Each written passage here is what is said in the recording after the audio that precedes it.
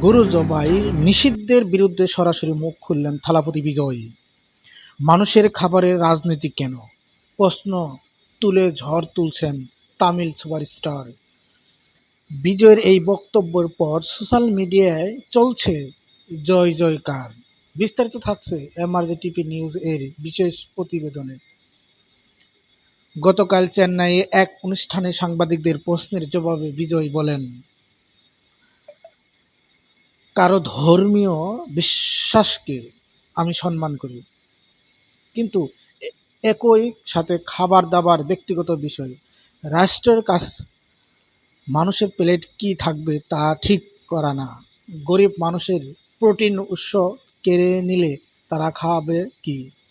তিনি আরও বললেন, ভারত বৈচিত্র্য দেশ, এখানে জোর করে একটা নিয়ম করা উপর চাপিয়ে যায় না। বিজয়ের এই ৩০ সেকেন্ড বক্তব্য রাতারাতি ভাইরাল। তামিলনাড়ু, কেরালায়, কর্ণাটকে সাধারণ মানুষও বিজয়ের পাশে দাঁড়িয়েছে। অনেকেই বলছে, একজন সেলিব্রিটি হয়েও এত স্পষ্ট কথা বলার সাহস খুব কম মানুষেরই আছে।